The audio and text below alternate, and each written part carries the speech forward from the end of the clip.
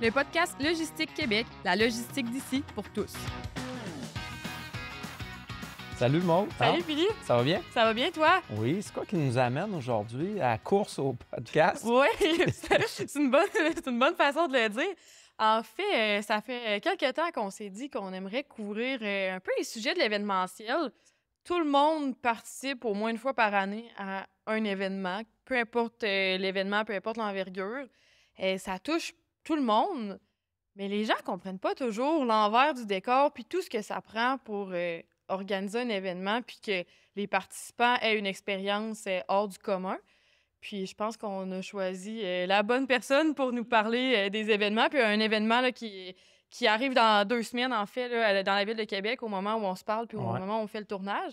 On voulait parler du Marathon Beneva de Québec, présenté par Montelier. Donc, on invite aujourd'hui Marianne Pelchat de Gestev pour nous parler de tout ça.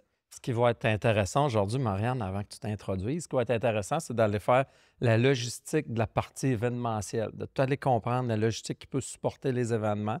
Comme Maud a dit, je ne me lancerai pas dans essayer de dire le bon nom du marathon, mais le Marathon Beneva de Québec, présenté par Montelier. Donc, Marianne, on te laisse te présenter. Bien, merci beaucoup. Merci de me recevoir. Ça fait très plaisir de venir vous parler de l'événementiel. Alors, Marianne Pelchat, je suis productrice déléguée chez Gestev. On produit différents événements, dont, entre autres, la série de courses Je cours au Québec, avec notamment le Marathon Beneva de Québec présenté par Montelier. Puis là, je pense que c'est correct. On l'a dit au complet. On pourra faire la version courte. Fais-tu longtemps que tu es chez Gestev, Marianne? Alors, moi, depuis avril 2004. Alors, OK. j'ai donc fêté mes 20 ans cette année. Oui. Wow, félicitations. Oui. Oui. Donc, 20 ans chez Gestev, c'est le 25e aussi du Marathon de Québec. Comment ça se planifie un peu un événement autant d'envergure? Puis, comment ça se déroule, là, la préparation chez Gestev? Comment vous faites là, pour vous assurer que tout va être prêt là, pour le marathon? Pour le jour J. C'est en effet souvent sous-estimé là, des participants, puis des gens, puis même de mon entourage, là, l'envergure et tout le travail des petites abeilles qu'il y a dans le décor. Pour l'événement là, du marathon qui va avoir lieu là, dans 2 semaines, bien, on a commencé le 23, en 2023, la journée après l'édition de 2023. Là. OK. Donc, le lendemain du marathon, on commence le prochain. Quasi. OK. Même alors qu'on est en tenue d'événement, on est déjà en train de prendre des notes puis à ajuster là, pour la prochaine édition. Fait que ça s'enchaîne, tout simplement, comme ça, de mois en mois. C'est sûr que le rythme n'est pas au jour 1 le même rythme qu'au jour 365 lorsqu'on s'apprête à livrer l'événement. C'est comme un crescendo pour arriver là, éventuellement à livrer l'événement dans son entier avec tous ses 1001 détails. En tant que tel, là, le Marathon de Québec, c'est quoi pour les gens qui sont moins familiers avec ça? Là? Clairement une course, là, mais peut-être... Oui, alors c'est un événement de course à pied qui inclut un marathon, donc un 42,2 km. Il y a également 4 sous-épreuves. Demi-marathon, 21,1, un 10 km, un 5 km et un 2 km pour les enfants de 5 à 12 ans. Wow, c'est le fun. Cette année, on accueille 13 500 participants là, sur l'ensemble des épreuves. L'événement se déploie sur 3 jours, dont 2 journées de compétition sportive. Puis la journée d'avant, le vendredi, c'est la distribution des dossards. 13 500. 13 500 participants, OK. c'est plus de 30 d'augmentation sur l'an passé. On est vraiment OK. dans une superbe croissance ces années-ci. Bon, jusqu'en 2019, on voyait cette croissance-là. Évidemment, la parenthèse de la pandémie a fait étouffer un peu la croissance. 2022, bien, c'était la reprise, fait que c'était pas à la même hauteur, mais tout de même. Puis l'année passée, donc, on a franchi le chiffre symbolique du 10 000 participants. Et là, 13 500. À 13... Bien, 13 500, vous êtes complet cette année. Oui. OK. Oui. Mais on détermine ça comment? Oui, ils sont c'est pleins ça. On a la même question. Vous aviez la même question. Il y a plusieurs éléments qui déterminent le nombre de participants qu'on peut accueillir. Donc, si on parle de capacité ou de jauge, là, ben d'abord, c'est sûr qu'on regarde notre performance de l'année antérieure. Ouais. Puis là, via différents modèles de prédiction par rapport au marché, par rapport à la croissance, par rapport à l'industrie, bien, on se donne un objectif. Cette année, on s'était dit 12 000. Mais en cours de route, avant de passer nos commandes de chandails, de médailles, de sacs des coureurs, parce qu'à un moment donné, c'est ça qui détermine où est-ce qu'on s'arrête. OK. Là, on a revu le tir cette année parce qu'on voyait que nos ventes allaient très bien, qu'on était toujours en avance sur nos chiffres de l'année d'avant. Fait qu'on s'est dit, bon, on a encore le temps d'en ajouter des participants. Fait qu'on a on a décidé d'en ajouter 1500 dossards de plus parce qu'on voyait qu'il y avait de la demande. OK. Après ça, ce qui vient un peu, pourquoi arrêter à 13 500? Hein? On peut se poser la question, pourquoi qu'on ne continue pas? Bien là, après ça, il y a des facteurs par rapport au site de départ, au site d'arrivée. Combien de monde on est capable de recevoir dans ces sites-là, accueillir, assurer que l'expérience soit agréable, la circulation, la sécurité de tout ce monde-là. Et ensuite, il y a le parcours en soi. Dans le cas du Marathon de Québec, on est par moment sur piste cyclable et par moment sur rue. Fait que quand on est sur rue ou sur pleine rue, bien, il y a autant de place qu'il y a de largeur de rue. Mais quand on tombe sur piste cyclable, bien là, c'est plus à l'étroit. Fait que pour pas que tout le monde court comme des sardines, pour que l'expérience soit agréable, bien, c'est ça qui vient un peu ajuster notre chiffre. Mais le fameux parcours, là, il se détermine comment? Tu sais, il doit y avoir des pentes. Là. Je ne suis pas un coureur, en fait. Mais on le détermine comment, le parcours? Ça aussi, il y a différents facteurs qui déterminent ça. Dans le cas du Marathon de Québec, puis je fais une petite mini-parenthèse, comme quoi, nous, GECEB, on a fait l'achat de la série de courses qui s'appelait anciennement Courir à Québec en 2015. Donc, l'année 2016, c'était une année de transition. 2017, c'était la première année là, que nous, GECEB, on a mis notre baguette magique là-dedans, comme j'aime dire. On a changé le nom, là, ça s'appelle Courir à Québec. On a baptisé ça Je cours Québec. Puis, en 2017, pour le marathon, c'était la dernière année du parcours Lévis-Québec, le parcours des deux rives là, qu'on connaît. En 2018, il est devenu 100% Québec. Fait que nous, ça fait pas 25 ans qu'on fait le marathon, là, mais c'est l'héritage d'un marathon Lévis-Québec, des deux rives et maintenant Québec qu'on célèbre cette année. Et fait que quand on a donc transformé le parcours en 100% Québec, bien, notre ligne directrice pour déterminer notre parcours, c'est on veut faire un parcours carte postale. Vous allez voir ça là, dans nos différentes communications. Ça, c'est notre leitmotiv à nous. C'est notre manière dont on a voulu donner le caractère à notre événement. Fait qu'on a regardé la carte de la Ville de Québec, puis on est venu identifier tous les atouts et les attraits de la ville. Puis après ça, on a essayé de connecter de dots. Les spots à voir, là. C'est ça, exactement. Fait que là, on a identifié tout ça, puis après ça, on s'est dit, bon, il faut les connecter pour réussir à faire 42 km. Fait une fois qu'on fait une première itération comme ça, bien là, après ça, on le regarde, là, non, on ne peut pas passer là parce que sinon, on enclave un hôpital. Là, évidemment, on ne peut pas faire ça. Ici, il y a un chemin de fer. Le chemin de fer, il ne peut pas arrêter durant la tenue de l'événement. À tel endroit, des fois, la ville, dans le cas de la Ville de Québec, dit, telle ou telle artère, on ne veut pas que vous les coupiez ou vous les traversiez. Par exemple, le boulevard Amel, là, bien qu'on le traverse cette année, mais un tout petit bout très, très rapidement au début, parce que c'est des voies d'évacuation, c'est des voies pour les ambulances, c'est des voies pour les travaux publics, la sécurité et tout. Fait que là, une fois qu'on a... Là, ça vient un peu resserrer d'autant plus notre parcours parce que là, il y a des endroits don't touch là, dans notre parcours. Puis là, juste pour en rajouter une petite couche, dans le cas du parcours du marathon, en 2022, il a fallu revoir le parcours parce qu'il y avait les travaux préparatoires du tramway.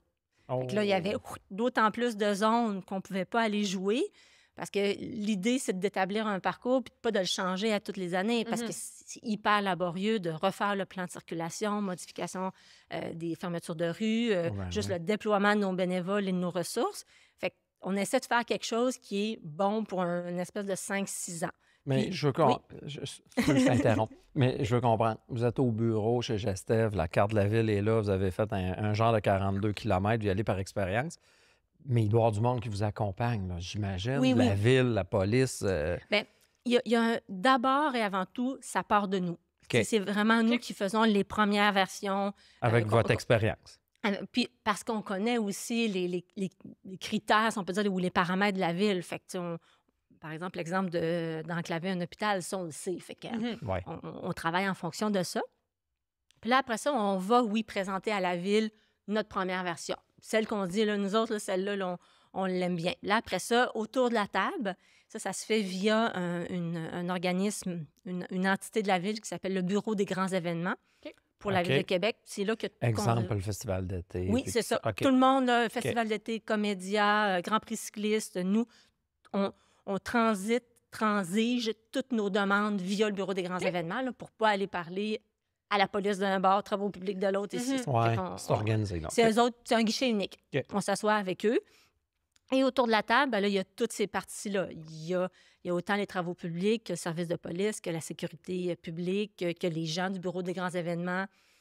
Puis là, tout le monde vient commenter. Là. C'est sûr, bon, on l'a transmis par ailleurs avant. Là, ça se fait pas live sur la Ouais. table. Là. Tout le Ah monde oui, a, ouais. a reçu le fichier puis a pu le commenter. Puis là, ben, tranquillement, au fur et à mesure de différentes évolutions, ben, on en vient puis on atterrit à un parcours qui est le parcours qu'on a en ce moment. Puis cet organisme-là, après ça, ils font descendre l'information dans toutes les sphères de la ville, exemple la police, Oui, exactement. C'est OK. eux vraiment qui s'occupent de cascader ça après ça vers tout le monde. Nous, le promoteur, le producteur, on est responsable d'une grande partie de ce déploiement-là, que ce soit avec les bénévoles à tous les coins de rue, Ouais. etc. Il y a une partie qui est prise en charge par la ville, mais il y a une grande partie qui est notre responsabilité à nous.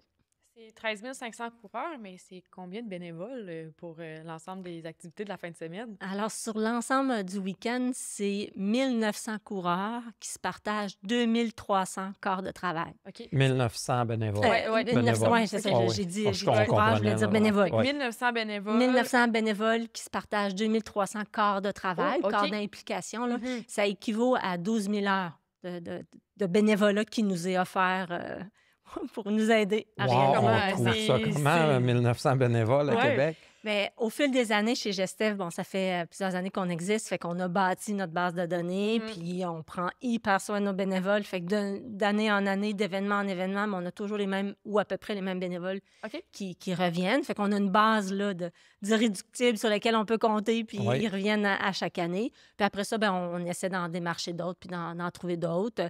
Des fois, on travaille avec des groupes ou avec des clubs qui, par ailleurs, viennent pour faire du financement pour des activités. Fait qu'on en échange de leur implication, on leur donne une petite rémunération. OK. Fait qu'il y a différentes manières là, qu'on travaille pour bâtir notre base de données, mais ils sont extrêmement précieux, puis on ne dira jamais assez. Là, sans eux, on ne réussirait pas. Mais tu sais, au-delà des 1900 bénévoles, il y a tout l'aspect de la formation, de quand c'est live, de qu'est-ce qui se passe, la communication. Ça gère comment, ça? Ouais. Former 1900 bénévoles. Bénévoles, bon, dans chacun de ces... pour l'ensemble de ces bénévoles-là, ben, il y a des groupes et des sous-groupes. Là. Ouais. Il y en a qui vont faire la remise des dossards, il y en a d'autres qui vont être des signaleurs sur le parcours, il y en a d'autres qui vont être au site d'arrivée pour donner la collation d'après-course, pour remettre les médailles, etc. Là. Fait qu'il y a plusieurs sous-groupes et chacun de ces sous-groupes-là a à l'interne chez Gestev un chef, là, quelqu'un de notre équipe qui est responsable de la logistique, des bénévoles terrain, bénévoles parcours, remise de médailles, remise de dossards, etc. Fait que chacune de ces personnes-là est responsable de son groupe de bénévoles. Puis on a aussi qu'on appelle comme des responsables bénévoles, là, qui sont un peu nos intermédiaires entre nous, l'équipe permanente, puis eux, les bénévoles, que Ouais. eux, ben, on responsabilise davantage, puis ils deviennent un peu nos petits clones lors de l'événement. Il y a vraiment un organigramme de bénévoles Ouais. une fois que c'est en place. Oui, c'est Mais ça. Il y a au- nous, puis après ça, c'est Mhm. toutes les autres qui s'ajoutent à nous. Au bureau chez Gestev, il y a combien de personnes qui travaillent pour, Oh. exemple, le marathon? On la doit- série de courses. Oui, souvent. on doit être, là, faudrait que je regarde le compte encore, mais je pense qu'on est autour de la soixantaine d'employés. Oh C'est boy, pas les OK. 60 qui travaillent tous sur les événements, Spécifiquement, mais ouais. sur l'ensemble du portfolio de nos événements qu'on a à livrer.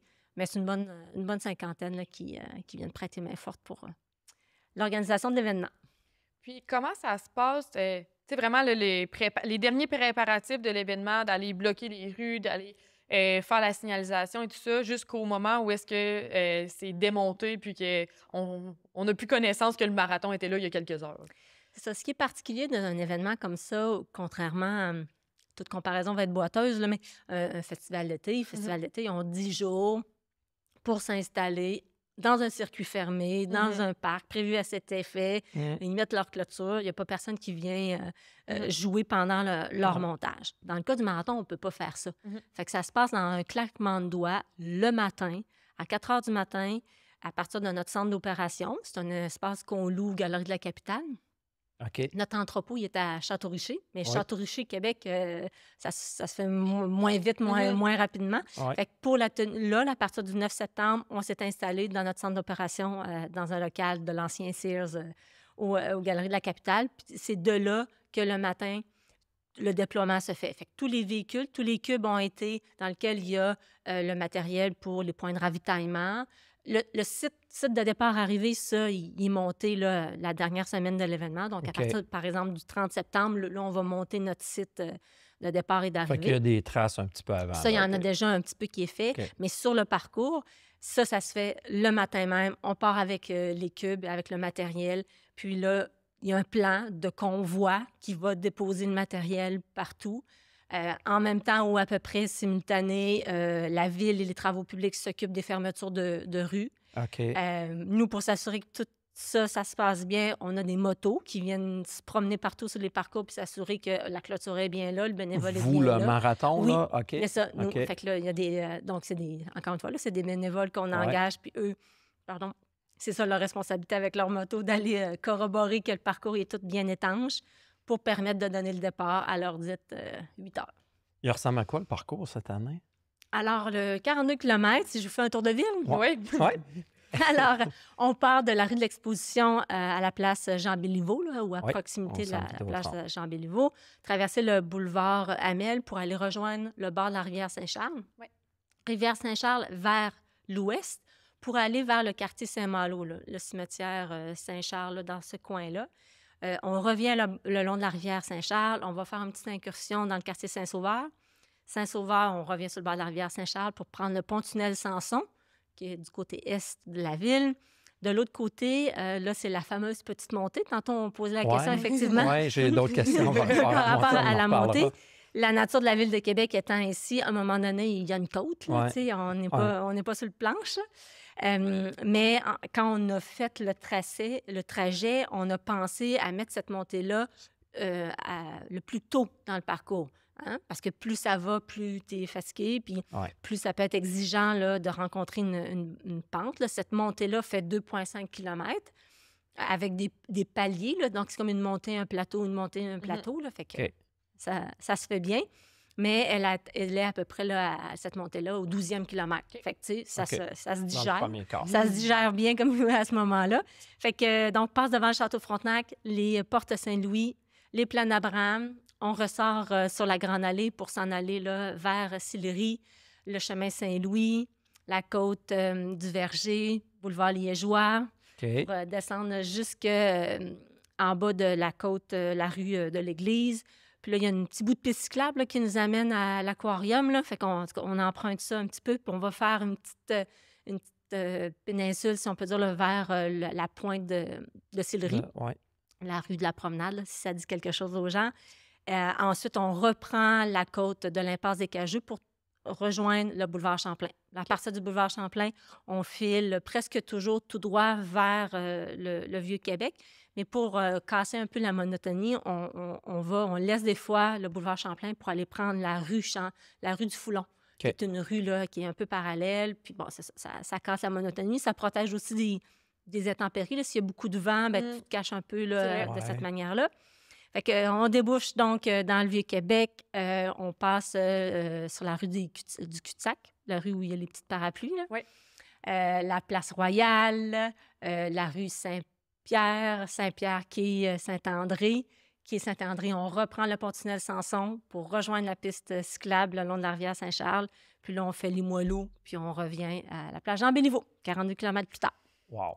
C'est, Tout un tour de ville. Puis, tu as mentionné les intempéries. Comment se préparer un peu à tout ça, dans le sens que c'est quelque chose qui est difficilement contrôlable dans l'événementiel, surtout vous, dans un événement qui est autant extérieur puis qui impacte quand même la condition pratique du sport. Là. C'est sûr qu'on le prend en considération. Puis bon, dans notre protocole pré-événement, on a une vigie qu'on fait, une veille météo pour s'assurer est-ce que la météo va être chaude, froide, venteuse, etc. La semaine avant, j'imagine. Oui, 5 jours avant. Okay. 5 jours avant, on commence à surveiller la météo. Puis là, selon le cas, si, par exemple, il annonce des grands vents, bien, on va falloir peut-être gérer nos installations autrement, s'assurer qu'on les... Bien, on les aubanne toujours, là, mais s'assurer qu'il y a un protocole que tout le monde sait de descendre les tentes, par exemple, etc., ou de sécuriser davantage les clôtures et tout.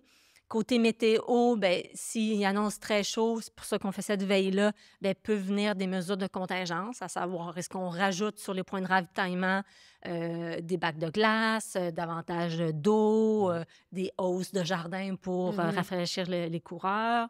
S'il annonçait très froid, ben, est-ce qu'on déploie des couvertures d'aluminium pour remettre à tout le monde à la fin de l'événement? Est-ce que s'il annonçait de la neige, parce qu'on est au mois d'octobre, ben, Ouais. est-ce qu'on avise la ville de prévoir les grattes? Tu sais, Ouais, c'est sûr ouais, qu'il ouais.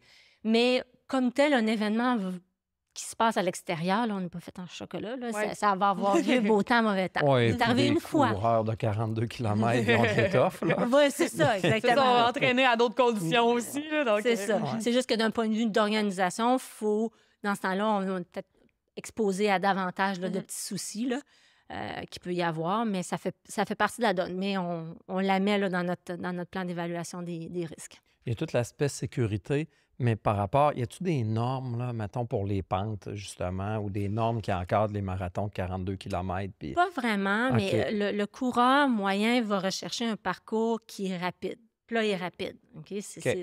Même OK. si on n'est pas des élites mondiales, on Ouais. on dirait qu'on veut avoir un parcours pour faire un temps. OK? Ouais. Après ça, il y en a des parcours, comme par exemple le marathon de Boston, qui a une montée qui se nomme la Heartbreak Hill, là, elle porte son nom. Puis ça fait partie du caractère de l'événement. Puis les gens vont s'entraîner adéquatement pour OK. faire cette OK. course-là. Ils vont savoir, ils vont être préparés. Puis ça fait comme partie quasiment du défi de la course. Mais c'est sûr que de la course à pied, on ne fera pas par exprès pour mettre une courte Gilmore en plein Ouais. milieu du parcours. Là. Tu sais, Ouais. on veut faire en sorte que l'expérience soit agréable pour tout le monde. Mais là. exemple, puis je crois, là, mettons exemple, marathon de Boston, les gens se qualifient pour y aller. Ouais. Québec, es-tu un préalable à quelque chose ou il Ben, demande-tu? le temps que quelqu'un fait à Québec peut servir pour s'inscrire au marathon de Boston, New York ou d'autres. Dans notre cas, on ne demande pas un temps de qualification pour participer à notre événement. Là. Ouais. Tout mortel peut s'inscrire à notre événement. Il suffit de s'inscrire avant que la capacité Soit au soit maximum. atteinte. Là. OK. Ouais. Puis les 4 boucles, là, les autres déclinaisons, c'est-tu à l'intérieur du même parcours ou Oui. c'est d'autres choses? Ouais. Oui, c'est OK. ça. C'est ce qui amène aussi à un autre défi de Ouais. logistique, là, parce que le 2 est dans le 5, qui est dans le 10, qui est dans le 21, qui est dans le 42. Pourquoi on fait ça? Ben, c'est un peu pour faire des vases communicants puis multiplier aussi faire une pierre plusieurs coups, en quelque Ouais, sorte. Là. ouais. Fait que quand nos gens sont déployés sur le parcours, puis là, notre horaire se divise, à savoir le samedi, c'est le 2, le 5, le 10, puis le dimanche, c'est le 21 puis le 42. Fait que quand on a les gens déployés sur le terrain, les signaleurs, les bénévoles, etc., pour le 2, ben, il y a pour le 10, il y a une partie de ce monde-là qui servent pour le 5 et ensuite qui servent pour le 2 km. Fait que c'est un peu une manière d'optimiser nos ressources pour pas justement avoir à avoir trop d'effectifs. Là. La course gagne en popularité. Je pense qu'on s'en rend un peu compte avec toutes les quantités d'événements sportifs de course qui sont mis en place. Le fait que vous soyez complet puis que d'autres événements de course aussi ont été complets dans l'année. Ce qui amène des fois des coureurs qui sont peut-être moins préparés, les enjeux de santé avec tout ça. Comment ça se gère, tout le volet santé du participant, s'assurer qu'il y ait les bonnes ressources en place? Oui, ça, c'est en effet, on le remarque un peu là, dans nos participants. Probablement que la distance qui nous expose le plus à ça, c'est le 21 km, là, qui est comme une distance, les longue pros, distance, mais mais en même temps, tu es capable de rentrer ça dans ta vie, travail, conciliation, famille, etc. Puis, on a de plus en plus là, de premiers initiés, là, des first-timers, donc les gens qui font des épreuves pour la première fois avec nous, donc qui peuvent peut-être se donner un défi qui sont un peu au-dessus de leur capacité. Fait que nous, comme organisation, bien, après ça, c'est le coureur qui oui. ça y appartient, Ouais. là, ça les oreilles, comme on Ouais. dit, mais nous, comme organisation, on doit sensibiliser les gens, là, de rester à l'écoute de ces signes et symptômes. Si tu cours et tu as mal à quelque part ou quoi que ce soit, ben, c'est peut-être le moment de lever le pied un petit peu, mais il faut s'assurer, nous, d'avoir sur le terrain les effectifs pour répondre à cette clientèle-là. Plus techniquement, là, avez-vous du data qui supporte ça? Tu sais, les gens s'enregistrent, avez-vous des bases de données, des coureurs qui reviennent d'un an à l'autre, vous voyez des conditions médicales, gérez-vous cet aspect-là? Oui, bien, effectivement, on analyse notre base de données à chaque année. Là, ça tend à s'améliorer, le taux de returning business, là, mais avant, on était autour de 30 seulement. OK. Fait que c'est pas beaucoup là, pour parce qu'à un moment donné, tu te dis, le bassin de coureurs va peut-être atteindre là, son plafond. Là. Mais là, on tend à avoir là, des coureurs qui reviennent d'année en année sur nos courses. Personnellement, ça ne m'inquiète pas trop dans le sens que je sais que des fois, les coureurs, il y a comme une saveur du mois. Là. Ah, cette année, tout le monde va faire New York parce que tout le monde est sur le hype de New York. Puis le coureur, il est comme un peu infidèle. Là. Il va venir chez nous, mais l'année d'après, il va aller à Montréal, puis l'année d'après à Toronto, mais il va revenir chez nous, puis ainsi de suite. T'sais. Fait que ça fait un peu partie des mœurs. On est je m'inclus là, comme coureuse, là, je ne fais pas nécessairement à chaque année systématiquement toujours les mêmes courses. Ouais. Fait que, mais bref, pour répondre à la question, 30 de returning business, donc beaucoup de premiers participants, première fois. L'autre phénomène qu'on remarque aussi depuis quelques années, c'est le pourcentage de femmes. Ouais. Fait que là, j'ai pas mes chiffres du marathon, mais je me souviens de mes chiffres du demi-marathon, c'était 56 de femmes. Puis ça doit s'apparenter à ça aussi là, au marathon. Donc, on vient de voir là, un point de bascule qu'il y a plus de femmes qui participent aux courses. Et le coureur aussi se rajeunit. Avant, l'âge moyen était autour de 39 ans, puis là, il est autour de 35-36 ans. Oh, OK. Avez-vous des gens de l'extérieur un peu ou c'est beaucoup les gens de la région de Québec? Oui, pour le marathon, oui, on a une bonne proportion de coureurs de l'extérieur. Bien, ça demeure un événement local. Là. C'est à 60 65 local. Puis pour la balance, donc, ils sont des visiteurs. Il y en a quand même 25 qui viennent pour un séjour de 1 ou 2 nuitées. Là. Donc, ils ne sont pas juste pour de l'extérieur et ils retournent chez eux. Fait qu'il y a 25 là, de touristes. Moi, je suis curieux là, par rapport au ravitaillement à l'intérieur du parcours. Là. Ça se calcule comment, ça? Il y a 4 points de ravitaillement. Tantôt, tu disais, selon la température, on met plus ou moins d'eau, mais c'est quoi là, les chiffres de base? C'est qui calcule ça? Ouais. Alors, tous nos événements sont sanctionnés par Athlétisme Québec. OK. Fait que, donc, on a, on peut dire, un cahier de charge là, en ce sens-là. Puis eux, Athlétisme Québec sanctionne or, argent, bronze. Fait que tu as des critères à respecter pour être sanction or, argent ou bronze.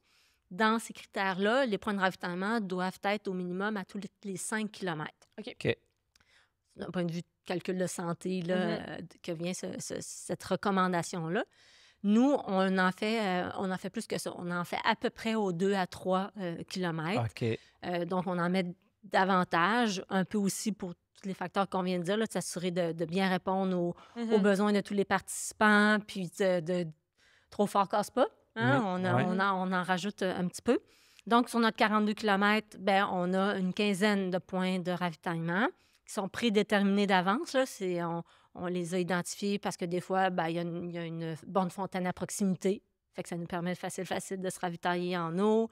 À un autre endroit, ben, il y a un beau grand stationnement. Ça va être facile pour nous de déployer nos installations. Fait que c'est un peu comme ça là, qu'on vient les positionner sur le terrain. Puis, à chacun de ces ravitaillements-là, on offre de l'eau et du Gatorade. Puis, à certains, on ajoute le gel, des gels ou des barres de fût énergétiques. Comme dans ce cas-ci, c'est les barres Exact Nutrition. Puis, on peut remettre des oranges ou, selon la température, on ajoute des éponges. Des éponges d'eau froide. Comment vous faites pour prévoir les quantités?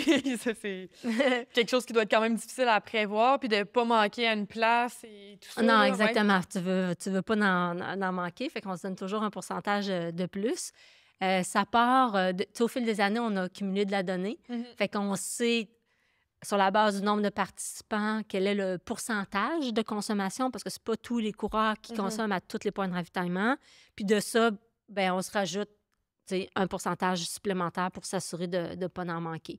Fait que sur un point de ravitaillement, on va avoir certainement caché en dessous de la table trois cannes de Gatorade là, juste au cas où pour être capable de pallier si jamais. Fait qu'on part du nombre de coureurs, pourcentage de consommation, puis on se donne un petit buffer là-dessus. Donc, le matin, quand on se prépare pour la course, 100 de ce que vous avez de besoin pour le kiosque de ravitaillement va être là. Vous n'avez pas besoin d'avoir un véhicule qui se promène. Pas de réapprovisionnement pendant les opérations. Non. Fait que comme là, en ce moment, là, au centre d'opération, c'est ce qu'ils sont en train de préparer. Là.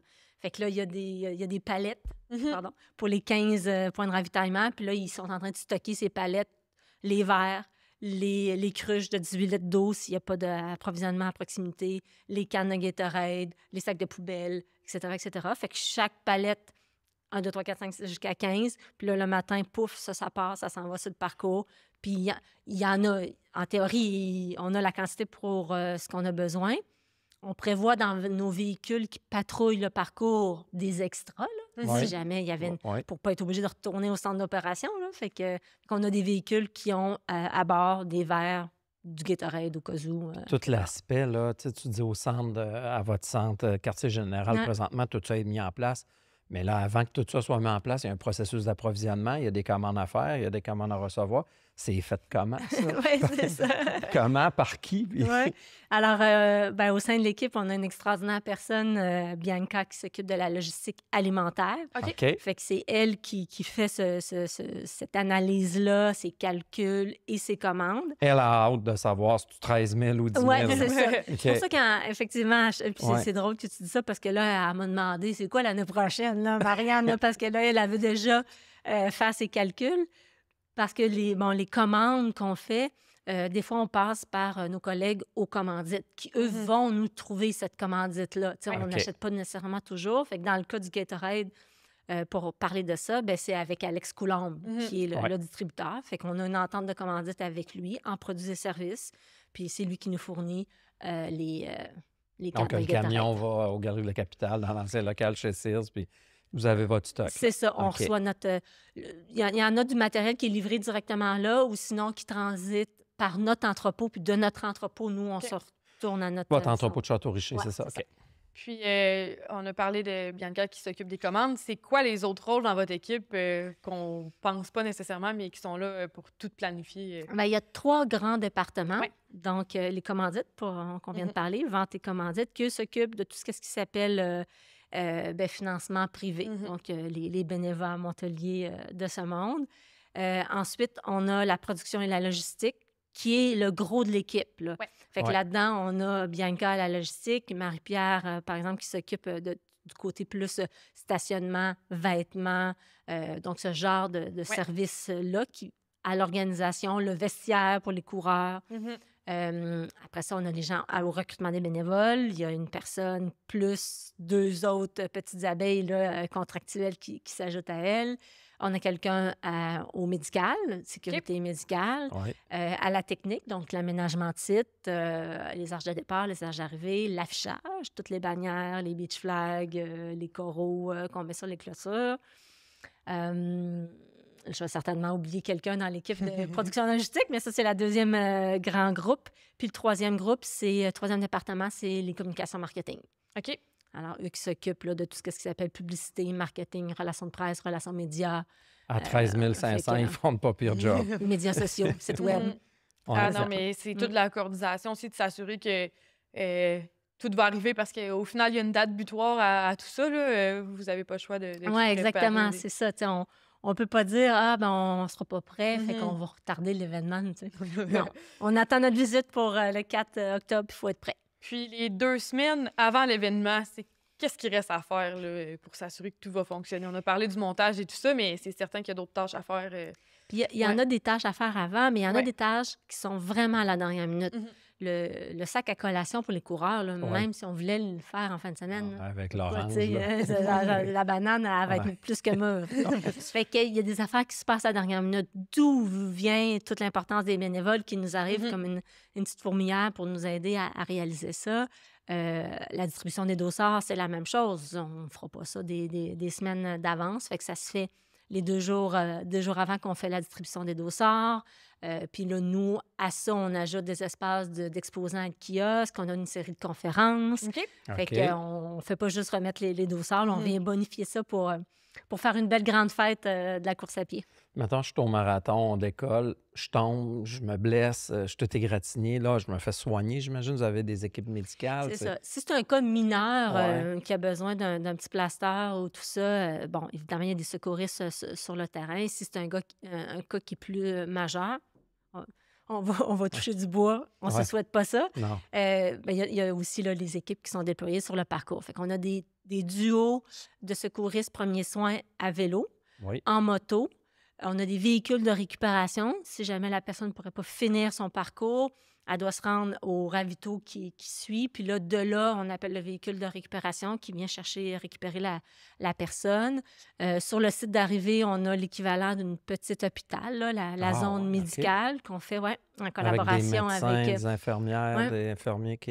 On travaille avec Ambulance Saint-Jean, qui Oui. sont la clinique des festivals, là, qui déploie, entre autres, Festival d'été et ailleurs. Fait que c'est eux qui prennent en charge là, la zone médicale à l'arrivée, où est-ce qu'il y a un médecin, inhalo, infirmière, physiothérapeute, etc. Tout ça, c'est des bénévoles ou... C'est du mélange. C'est du mélange. Il y en a qui sont bénévoles, il y en a d'autres qui sont au plus travail, rémunérés. Ouais. OK. Wow. Mais pour gérer tout ça, là, vous, là, chez Gestev, le Marathon de Québec, il y a j'imagine qu'il y a un système informatique pour gérer tout. Tu sais, ça ne doit pas se faire juste sur Excel avec un bloc-notes. C'est impressionnant. C'est quoi les systèmes? Là? Assurément qu'on pourrait, surtout que vous êtes là-dedans, là, on pourrait être encore plus raffiné dans nos systèmes interconnectés là, entre les différents départements. Mais on s'est beaucoup amélioré avec le temps. Là, on travaille beaucoup avec Smartsheet, que vous connaissez peut-être, qui permet que tout le monde puisse nourrir le fichier. On a un calendrier de production qui nous permet de mettre toutes les grandes étapes de production et les liens avec les autres départements. En taguant la personne, mais ça, toi, tu es impliqué à ça, puis là, ça lui fait une notification ou elle peut sortir un rapport de ses tâches. Là. Fait que ça nous aide beaucoup, beaucoup dans la planification de l'événement au sens très macro. Après ça, dans le micro, c'est sûr que ça appartient quand même à chaque personne de faire son petit micro, là, puis sa petite liste de to-do de la semaine. Là. OK. Qu'est-ce qui fait que vous êtes encore là après autant de temps? Puis, on discutait avant l'enregistrement qu'il y a plein de personnes que ça fait longtemps qu'ils sont chez Gestev. Pourquoi? C'est quand même demandant, l'événementiel. C'est sans arrêt, c'est des périodes qui peuvent être plus intenses, beaucoup de mobilisation, des fois, soir, fin de semaine, puis tout ça. Ça ne convient pas nécessairement à tout le monde, mais pourquoi, de ton côté, tu es encore là, puis d'autres personnes aussi? Oui, il y a certainement un bout de vocation là-dedans. Là. C'est ça qui, moi, je le dis à chaque personne qui arrive dans cet univers-là. C'est ça, il faut être passionné, puis il faut avoir cette vocation-là, parce que c'est vrai que les événements, ça se fait pas sur semaine entre 9h et 5h. Hein? Ça se fait la fin de semaine, les soirs également. Après ça, c'est ça qu'on est nourri par une super belle adrénaline là, de faire ça. Dans mon cas, j'ai fait pendant 15 ans le rôle de directrice des communications, puis après ça, j'ai pris le rôle de productrice déléguée. Fait que dans ce 20 ans-là de carrière chez Gestev, j'ai comme eu un changement. Fait que ça m'a permis de me relancer puis de relever de nouveaux défis. Oui, t'es pas stable depuis 20 ans. C'est ça, exactement. Puis après ça, on a fait plein d'événements différents. Fait que il y a une forme de copier-coller d'année en année, mais ça demeure... D'un événement à l'autre, là, y a-tu c'est-tu différent beaucoup? Ça se rejoint à un moment donné. Oui, il y a des grands pans qui sont pareils. Après ça, c'est le sujet quand on parle de course à pied versus de snowboard ou de ski de fond. Là. Mais ça demeure être les mêmes grands volets de production, d'aménagement de sites, de parcours, de sécurité, de bénévoles, de communication. Wow! Est-ce que vous avez une équipe qui est quand même diversifiée en termes de parcours ou d'études? Parce que je pense que l'événementiel, autant que ça peut en faire peur à certains, il y en a d'autres qui ont de l'intérêt à aller là-dedans, mais qui ne savent pas nécessairement quel chemin prendre pour s'y rendre. Est-ce qu'il y a une variété? Oui, certainement. Je ne connais pas tous les parcours académiques de tout le monde. Là. Mais que ce soit académique ou professionnel, des fois. Fait qu'il y a quand même beaucoup de personnes qui ont, de près ou de loin, été dans l'événementiel là, à petite ou grande échelle, qui ont abouti chez Gestev, en administration des affaires, en production. Des fois, production, c'est des gens qui ont fait menuiserie, bénisterie, du travail manuel, puis là, qui veulent tomber là, plus dans le concret de livrer un événement. Fait qu'il y a toutes sortes de parcours professionnels. Vous touchez à quoi, là, comme exemple, chez Gestev? Là? Oui, le Marathon de Québec, tu as nommé peut-être le ski de fond. Mais mettons, le Festival Cigale depuis 3 ans, 4 ans? Oui, c'est la 3e édition cette année. Fait que, dans notre portfolio, il y a donc, en début d'année, il y a Igloo Fest à la plage en Villefou, un événement de musique électronique. Après ça, il y a Cigale qui est à la baie de Beauport, un événement de musique bouffe et plage. Pendant tout ce temps-là, il y a aussi les 4 courses de Je cours Québec, là, demi-marathon de Lévis, la traite du Coureur des Bois, défi des escaliers et le marathon à l'automne. Dans notre grande équipe, là, Québécois Sport et Divertissement, il y a également des collègues qui s'occupent du centre Vidéotron comme tel, donc tous les spectacles qui se passent dans l'amphithéâtre. Nos collègues au Rempart de Québec, le club de hockey. On a aussi des différents centres de diffusion, là, comme le Capitole, le cabaret du Casino à Lac-Lémy, à Montréal. Fait qu'on a des centres de diffusion aussi là, du côté culturel. Donc, ça bouge beaucoup, puis tout le monde peut s'y plaire un peu, dépendamment de leurs intérêts. C'est très dynamique. Puis, on l'a mentionné au début, c'est le 25e du marathon cette année. Est-ce qu'il va y avoir des célébrations à ce niveau-là pour souligner... Oui, tout à fait. 25 ans de mouvement, 25 ans de défis que les gens se sont donnés et d'accomplissements. Fait qu'on veut souligner ça cette année. On a lancé ce qu'on appelle la semaine Go. Alors, c'est donc l'événement est du 4 au 6 octobre, mais dans la semaine qui présente, donc à partir du 30 septembre, on a prévu toutes différentes petites activités. Là, c'est un peu des activités issues de la communauté, là, puis qu'on a juste nous rassemblés, fédérés ensemble pour faire un beau happening cette semaine-là, puis faire une grande fête de la course à pied. Fait que là-dedans, il y a des sorties de course, il y a des sorties de yoga, des conférences inspirantes. Il y a le vendredi matin une sortie au pas de course, une visite guidée au pas de course du Québec et du secteur des plaines. Fait qu'il y a différentes activités comme ça. On a prévu un musée aussi, donc pour commémorer les 25 ans, donc avec des photos d'époque, puis des dates, et puis toutes sortes de petits artefacts comme ça. On fait différentes activités pour souligner. On a le président d'honneur cette année, c'est le fondateur, donc Denis Terrien qui va se joindre à nous. Fait qu'on va souligner et fêter ça avec lui. Vous avez organisé le 20e en 2019. En 2017. 2017. Oui, à cause de la pandémie, il n'y a pas eu... Oui, c'est ça. Oui, c'est ça. Okay. Ça ferait 17 ans, là, mais il y a eu 2 années qu'il n'y a pas eu d'événement. OK. Puis, y a-t-il une année ou deux qu'il y a eu les effets de la pandémie dans le marathon, modifier le parcours, avoir des mesures de sécurité différentes? Bien, l'événement a été annulé les 2 années là, de 2020 et 2021. Puis quand on a repris en 2022, bien, on n'avait pas le même taux de participation. Probablement, justement, parce que les gens étaient encore un peu à se questionner, à être en rassemblement, en grand groupe. C'est ça. Fait qu'on a vu cette conséquence-là. Dans les bons coups de la pandémie, c'est sûr que ça nous a amené à tout revoir nos procédures d'un point de vue d'hygiène, si on peut dire, là, puis de propreté ou de qualité de l'organisation. Ça nous a fait un petit reset. Ça a beaucoup affecté votre façon de voir les choses, exemple, au point de ravitaillement? Y a-t-il des bonnes pratiques qui ont changé? Y a-t-il des choses qui ont évolué? Bien, c'est ça, justement, d'avoir à différents endroits le purel. C'était pas quelque chose qu'on faisait systématiquement. Avoir des mouchoirs à l'arrivée, les gens qui se débarbouillent un petit peu. Fait que, ça nous a comme fait tout faire...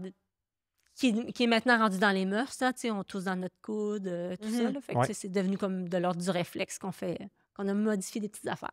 Puis, pour les gens qui courent pas, mais qui ont de l'intérêt à voir l'ampleur, est-ce que c'est possible d'y aller comme spectateur, de pouvoir voir tout ça? Surtout avec les points de vue qu'elle a nommés, les spots. Là. Alors, quand on n'est pas coureur, on peut faire de 2 choses là. On peut être bénévole c'est certain, pour nous aider dans le décor ou effectivement être spectateur. Puis le parcours, étant comme il est, c'est comme il y a pas un peu des pétales de rose, là, si je peux dire. Fait que, une personne peut là, voir passer les coureurs à plusieurs endroits parce que c'est pas juste linéaire. Là, donc, tu peux, selon le parcours, là, revoir passer les coureurs. Fait que oui, effectivement, on encourage tout le monde à venir, justement, encourager les coureurs. Le fait d'être là le long du parcours, c'est ça qui donne des ailes aux coureurs, de les encourager, crier, être au site d'arrivée. On a différentes... animations, activations, une place de la famille, de la musique, etc. Avant qu'on l'oublie, là, on fait comment si on veut être bénévole? J'imagine, on va sur le site Internet. Oui, alors le site web de la série de courses, c'est jecourquebec.com, jecourqc.com. Puis, il y a un onglet là, bénévole. On va sur bénévole, puis par la suite, ça nous amène sur la plateforme de recrutement des bénévoles. Non, on prend tout le monde. On prend tout le monde. Là, je pense qu'on était à 98 %. Fait que l'événement va avoir lieu. Là. Il n'est pas à risque, mais on en prend toujours. C'est un indicateur, vous suivez, j'imagine? Oui. OK. Oui, oui. Puis dans la course, là, je vais revenir un petit peu plus technique, si ça ne vous dérange pas, on a du temps. Dans la course, là, on mesure comment le temps des gens? Une puce que chaque coureur a? Ou... Ouais, c'est Oui, ça? oui, exactement. OK. Alors, chaque coureur a un dossard Ouais. qui est un numéro, là. Puis les dossards, ils ont des couleurs différentes selon l'épreuve. Fait que nous, ça nous permet sur le terrain de savoir le coureur qui a le dossard. Il est sur quel run? Lui, mauve, ouais. lui, c'est un 42 Beneva. Celui qui est bleu pâle, c'est un 21 OK. km. Fait que, donc ça, le dossard a une couleur selon l'épreuve, puis tu as un numéro de participant. Puis tu as ton nom aussi en dessous là, qui permet aux gens de se faire encourager, là, fait que, en se faisant crier leur nom. Puis derrière ce dossard-là, il y a une puce de chronométrage qui est liée au système de chronométrage de SportStats. OK. Notre chronométreur officiel, c'est SportStats, fait que c'est eux qui s'occupent des résultats. Donc, Il y a une autre question technique un peu parce qu'on a parlé de la puce puis qu'il y a un numéro de chaque participant, mais il y a un phénomène aussi. Par exemple, quelqu'un se blesse un mois avant la course, décide de revendre son dossard à quelqu'un d'autre pour aller faire la course. Et là, je sais pas, il arrive quelque chose, puis vous voyez que finalement, c'est pas du tout la même personne. Y a-t-il des façons de s'assurer qu'il y a un changement qui peut être fait pour que vous ayez les bonnes données sur la personne? C'est ça. Des contacts d'urgence aussi? Oui, exactement. Puis ça, on le répète puis on le réitère. Là. Donc, une personne ne peut pas prendre le départ sur le dossard de quelqu'un d'autre. Oui. Quand on s'en rend compte, on disqualifie la personne OK. pour ces bonnes raisons-là. Ben oui. Là, tu sais. C'est ça. Fait que nous, ce qu'on dit aux gens, si Pierrot peut plus faire la course puis qu'il trouve Pierrette qui veut acheter son dossard, il doit faire le transfert. OK, parfait. OK, il y a un processus Il y a un pour ça. processus. Ça se passe sur la plateforme d'inscription en ligne qu'on utilise, qui est Race Roster. Lorsqu'on... Ça se ferme à un moment donné, là, cette plateforme d'inscription-là. Fait que sinon, ça se fait lors de l'événement, là, à la remise des dossards. C'est important. Pierrot puis Pierrette viennent, puis là, ils font le transfert officiel. C'est important de le savoir parce que c'est les renseignements qui vous sont utiles. Puis c'est pas pour rien que vous les demandez, ces informations-là. Exactement. Puis des fois, ce que ça peut engendrer, c'est justement le masculin-féminin. Fait que là, il y a un gars qui court avec un dossard de filles. Fait que là, ça vient tout changer le classement aussi, catégorie d'âge et tout. Fait que non, c'est ça. Quand OK, il y a les catégories d'âge aussi, là. Ben oui. OK, ça ressemble à quoi? C'est quoi les catégories d'âge? C'est par 10 ans. Les masters. OK. Oui, donc 19 ans et moins, puis après ça, 20, 29, 30, 39, 40, 49. OK. Puis après 49, il y en a d'autres. Oui. Et 80 et plus. Puis, on a parlé de la série Je cours Québec. Il y a plusieurs épreuves, quand même assez variées aussi. Comment ça se passe un peu les tendances en course présentement? Est-ce que il va y avoir d'autres types d'événements pour rejoindre une différente clientèle? Parce qu'il y a tellement... On dirait, moi, je le sens, le mouvement de course, que les clubs de course sont remplis. Il y a différents événements. On peut penser au 6am Club, mais il y a également d'autres types de... J'ai vu cet été plein de clubs de course qui allaient course et crème glacée, des choses comme ça. Donc, tout le monde veut s'initier un peu. Est-ce qu'il y a d'autres types d'événements que vous réfléchissez peut-être à mettre en place? C'est ça. Il y a les événements organisés, là, ceux encadrés, organisés. Puis après ça, il y a toutes les run crew, puis les clubs, puis les 6am, puis les bières, run for beer, des trucs comme ça. Il y en a de tout pour tous. Là. Ce qu'on voit, c'est sûr que depuis quelques années, c'est la popularité des courses en sentier. Fait que le trail running, les ultras, ça a vraiment pris l'envolée. Nous, sur la trail du Coureur des Bois qu'on organise à Duchesnay, on a ajouté une nouvelle épreuve cette année, donc un 48 km. On avait un 34, 18, 8, 3, 1,5. Puis là, on a ajouté une plus longue distance. 48 km 48 dans le km. Puis ça, c'est entre guillemets, c'est une petite longue distance, là, parce qu'il y a d'autres événements de trail comme Québec Méga Trail ou Arikana qui ont des 100 miles, alors 160 km. Fait que c'est ça. Ça, c'est vraiment un autre créneau, un autre phénomène. Puis les deux sont des pépinières à l'autre, si on peut dire. Là. Donc, il y en a qui vont commencer leur initiation à la course sur route. Puis là, à un moment donné, ça va leur tenter d'aller en course de trail et vice-versa. Fait que, non, la course à pied est en bonne santé depuis quelques années. Là, au retour de la pandémie, on voit que les gens ont rentré ça dans leurs habitudes de vie. C'est un sport aussi qui se pratique facilement. Là. On a besoin d'une paire de chouclaques, puis c'est tout. On peut le pratiquer tout seul, on n'a pas besoin d'équipement C'est particulier, pas on n'a pas besoin d'un dispendieux, centre pour aller le pratiquer, c'est pas dispendieux. Mm. Puis c'est ça. Puis de temps à autre, ben, on peut faire une petite compétition ici et là pour savoir comment va la forme. Tu parlais que tu étais coureuse. Cours-tu aussi au marathon bénévole Québec Non. présenté par Montalier? Là, ou- pour vrai, je me la fais poser souvent. Ouais. Cette question-là, puis à chaque fois, je suis comme genre, ben non. tu sais. Ben, Tu dois avoir l'esprit tranquille. c'est la ça. journée Je veux de dire, courir. c'est sûr et certain que cette journée-là, c'est pas là que je veux être. Non. Je veux pas être en train de courir. Ouais. Je serais pas bien, tu sais. De toute C'est certain manière. que de le courir, tu passes à toutes les affaires. OK, Non, non, à chaque gravitaillot en train de se poser des questions.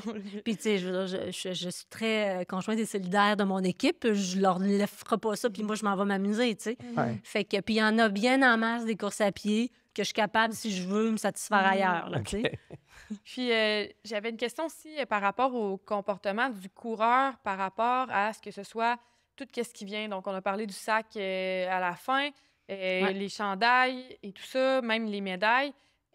Puis les collations aussi. Est-ce que le comportement a changé, que les gens apportent un peu plus leurs affaires, veulent pas de médailles, apportent leur propre collation, vu qu'ils sont habitués de s'entraîner? Il y a tranquillement un changement de mentalité à cette heure-là. Nous, on offre la possibilité, lorsque les gens s'inscrivent, de décliner la médaille s'ils ne veulent pas, ou de décliner le chandail de participant qu'on donne gratuitement avec l'inscription. Parce qu'il y en a qui trouvaient qu'il y en avait plein là, pour faire de la peinture ou OK. autre, là, bien que les nôtres Ouais. sont très, très beaux. Fait que je pense que les gens les gardent et ils ne vont pas le gazon avec Ouais, ça. puis il y a tout l'aspect de fierté de l'avoir C'est aussi, ça, là, ouais. exactement. Ouais. Fait que, donc, pour ceux qui ont cette sensibilité-là davantage, de dire, ben moi, d'un point de vue d'éco-responsabilité, je veux pas la médaille, je veux pas le chandail, ils peuvent le décliner. Les gens sont plus attachés, probablement par l'aspect d'utilité au chandail qu'à la médaille. Mais la médaille, comme telle, là, c'est aussi quelque chose là, qui est ancré dans les mœurs de la course à pied. Ben oui. Ouais. Il y a un attachement par rapport à ça. On a essayé de faire des sondages puis de demander, disons qu'on enlevait ça, là. Il y a une étude sociologique à faire à la relation que les gens ont avec la médaille. Il Là. se passe quelque chose, Puis là, c'est pas ouais. parce que c'est un 5 km que la personne ne veut pas, parce qu'elle, peut-être que son 5 km, c'est l'équivalent de mon marathon à moi. Tu sais. Fait que, bref.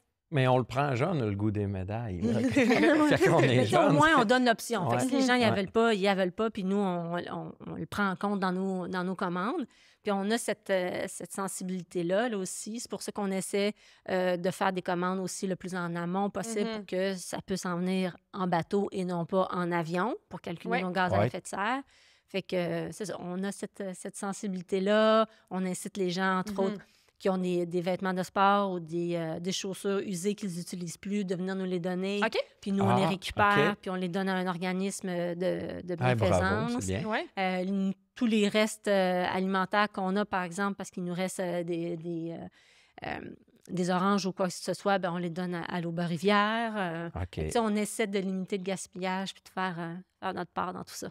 Wow, ben, félicitations. Oui, c'est vraiment des belles initiatives que vous mettez en place. Puis je pense que vous êtes une équipe solide pour pouvoir réussir à penser à tout ça, s'assurer que tout va arriver. Il y a quelqu'un, dans mon énumération, j'ai oublié de dire, il y a quelqu'un que c'est ça, chargé de projet au développement durable. OK. Ouais. OK. Fait que, puis ça, depuis 2005, si ma mémoire est bonne, qu'on a quelqu'un là, qui a ce rôle-là dans notre équipe. Puis à l'époque, on était très précurseurs là, Ben oui. Oui, vraiment. Ben oui. dans notre payroll, on va dire, d'avoir Ouais. quelqu'un que c'était Ouais. ça la job. Puis elle est notre...